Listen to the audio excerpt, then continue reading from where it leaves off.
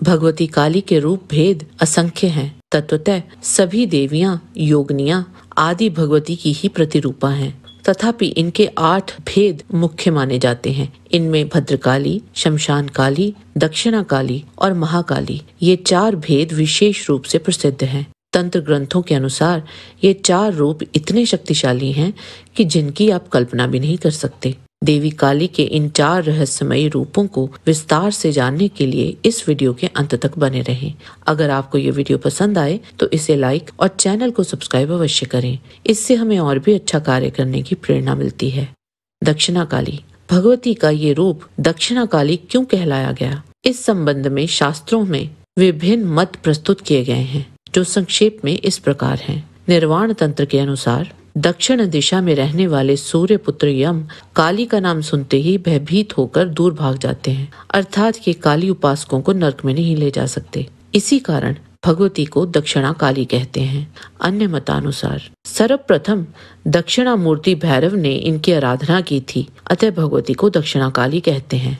गुह काली, भद्रकाली, शमशान काली तथा महाकाली ये चारों स्वरूप भी प्रकारांतर से भगवती दक्षिणा काली के ही हैं। यदि श्रद्धा भक्ति पूर्व भगवती के मंत्रों का साधन किया जाए तो साधक को चतुर्वर्ग की प्राप्ति होती है। अंत में भगवती का सामुज्य भी प्राप्त होता है।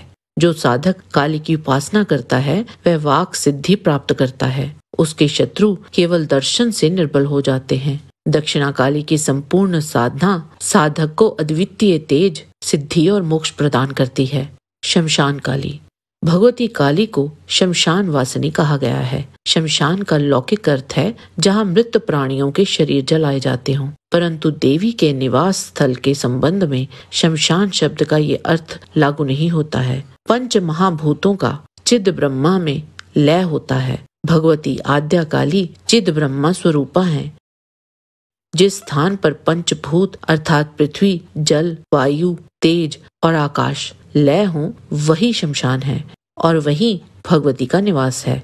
भगवान शिव प्रकृति अर्थात महाभूत हैं तथा अस्थि, कंकाल आदि उज्ज्वल वर्ण सत्व गुण के बोधक हैं, अर्थात शमशान में महाभूत शिव शव मुंड आदि के रूप में तथा अस्थि, कंकाल आदि सत्व गुण के रूप में उपस्थित रहते हैं। शिव से जब शक्ति पृथक हो जाती है तो वह शव मात्र रह जाता है, अर्थात जिस प्रकार शिव का अंश स्वरूप जीव शरीर प्राण रूपी शक्ति के हट जाने पर मृत्यु को प्राप्त होकर शव हो जाता है, उसका भौतिक शरीर शव की भांति निर्जीव हो जाता है। उस स्थिति में भगवती आद्या शक्ति उसको अपना आसन बनाती है, अर्थात उस पर अपनी कृपा बरसाती है और उसे स्वयं में सन्निहित कर भौतिक जगत से मुक्त कर देती है। यही भगवती का शवासन है और इसीलिए शव को भगवती का आसन कल्पित किया गया है।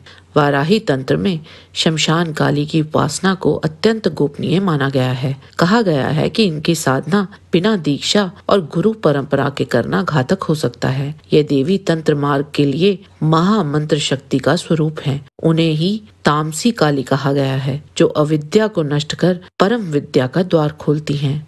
बृहद धर्म पुराण में उल्लेख मिलता है कि शमशान काली की उपासना केवल उन्हीं को करनी चाहिए जो भोग और भय दोनों को जीत चुके हों। इनकी उपासना से रोग, शत्रु, तांत्रिक बाधाएं और मृत्यु का भय समाप्त हो जाता है। भद्रकाली इन्हें दक्ष यज्ञ विनाशिनी के रूप में माना जाता है। शिव पुराण के अनुसार सर्वप्रथम इनकी उत्पत्ति तब हुई जब देवी सती ने अपने पिता दक्ष के यज्ञ में अपमानित होकर आत्मदाह किया था।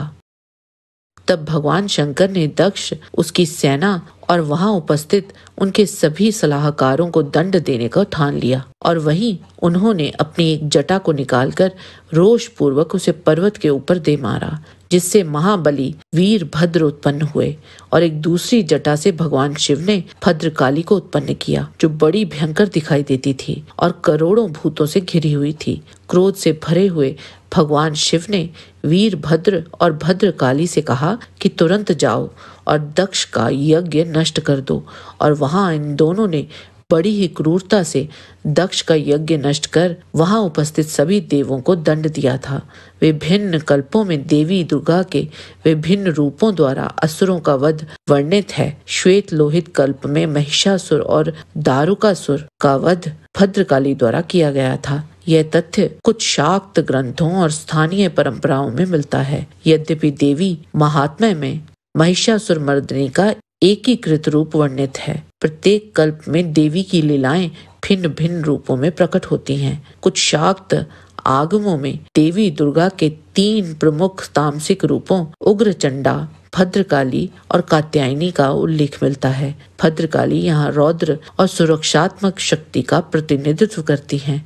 उग्रचंडा अपनी प्रचंडता और शत्रुओं के नाश के लिए जानी जाती हैं, जबकि कात्यायनी सौंदर्य और शक्ति का समन्वय है। भद्रकाली इन तीनों में एक विशिष्ट स्थान रखती हैं, जो भक्तों को भय से मुक्ति और दुष्टों का दमन करने वाला है।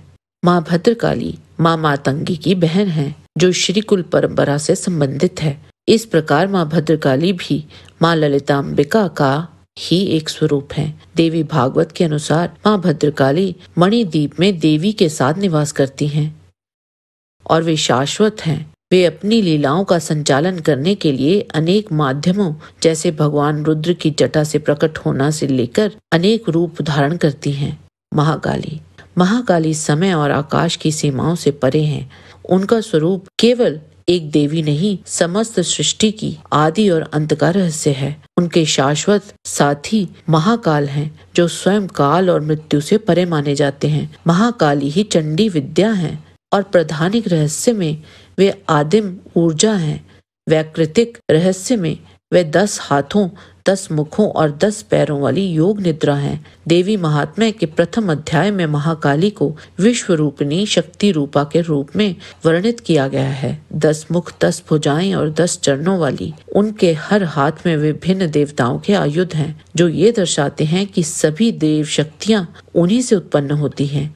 एक मुखी रूप में भी उनको 10 भुजाओं के साथ ही दर्शाया जाता है। वो महामाया महाकाली ही थी, जिन्होंने भगवान विष्णु की मधुकैटव का वध करने में सहायता की थी। एक समय जब महाकाली ने युद्ध में समस्त दैत्यों का संहार कर दिया, तो उन्होंने विजय के उत्साह और उन्माद में एक उग्र तांडव नृत्य आरंभ किया। उनका यह नृत्य इतना प्रचंड और विकराल था कि तीनों लोगों में कंपन और अस्थिरता उत्पन्न हो गई। देवताओं ने भयभीत होकर भगवान शिव से प्रार्थना की कि वे इस स्थिति को शांत करें, लेकिन देवी किसी की बात सुनने की स्थिति में नहीं थी। तब शिवजी स्वयं एक निर्जीव शव के समान रक्त रंजित रणभूमि पर लेट गए। जब देवी का पांव अनजाने में अपने पति शिवजी के वक्ष पर पड़ गया, तो उन्हें अचानक भान हुआ कि वे शिवजी को रौंद रही हैं। ये समझते ही लज्जा से उनकी जीभ बाहर आ गई, जो उनके प्रसिद्ध रूप का प्रतीक बन गया। जय माँ दुर्गा। आज की वीडियो में बस इतना ही।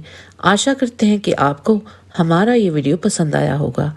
कृपया इसे लाइक और शेयर अवश्य करें। किसी भी प्रकार की त्रुटि के लिए आप सबसे क्षमा याचना करते हुए आपसे निवेदन है कि प्रेम पूर्वक परमपिता परमात्मा को मन में धारण करें और बोलें, वैदिक सनातन धर्म की सदा ही जय।